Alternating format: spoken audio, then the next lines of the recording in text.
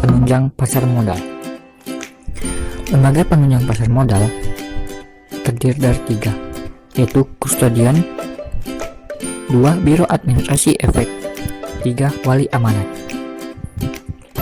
1. Kustodian adalah pihak yang memberikan jasa penitipan efek dan harta lain yang berkaitan dengan efek serta jasa lain, termasuk menerima dividen, bunga, dan hak-hak lainnya, menyelesaikan transaksi efek, dan mewakili pemegang rekening yang menjadi nasabahnya. Pihak yang dapat menyelenggarakan kegiatan usaha sebagai kustodian adalah lembaga penyimpanan dan penyelesaian perusahaan efek dan bank umum.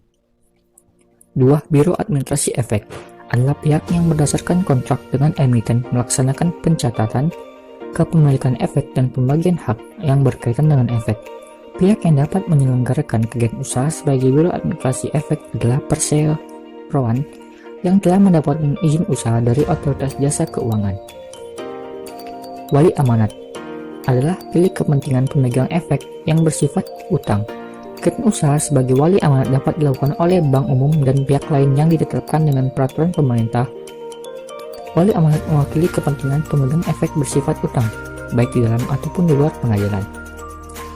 Kemudian selain lembaga-lembaga penunjang pasar modal yang telah saya sebutkan tadi, terdapat juga profesi penunjang modal dalam kegiatan pasar modal sesuai dengan Undang-Undang Nomor 8 Tahun 1995 Pasal 24 yang akan ditampilkan di video berikut.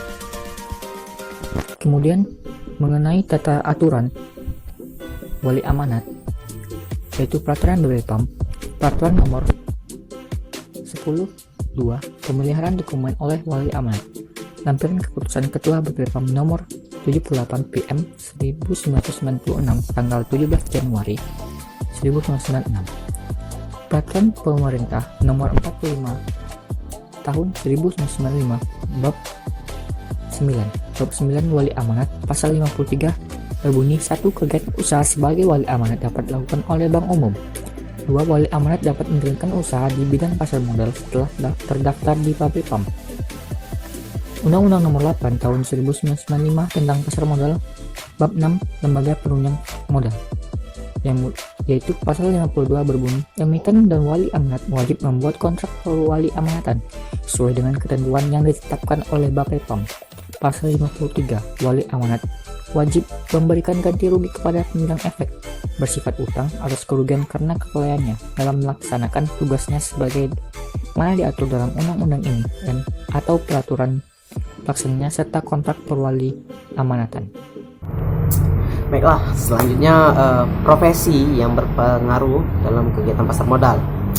Profesi-profesi ini harus terdaftar dalam otoritas jasa keuangan, yang mana syarat dan ketentuannya itu telah diatur dalam peraturan pemerintah.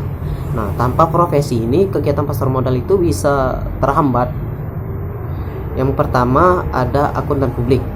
Akuntan publik ini dia memberikan penilaian wajar atau tidaknya laporan keuangan yang dipaparkan oleh perusahaan, sehingga investor ini merasa yakin untuk melakukan investasi dalam perusahaan tersebut.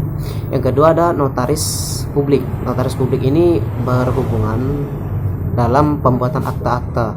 Jadi sehingga apa saja yang dipaparkan dalam perusahaan tersebut atau perjanjian-perjanjiannya itu terbukti kebenarannya dan itu sah gitu.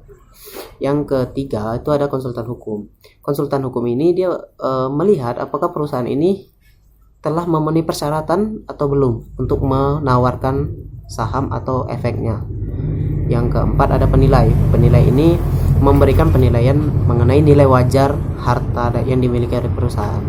Penilai ini juga bisa melakukan atau menentukan harga dari saham atau obligasi yang akan diterbitkan oleh emiten. Saya rasa cukup penjelasan dari saya. Saya ucapkan terima kasih. Jangan lupa like, comment, dan subscribe YouTube PSPM Unja. Terima kasih.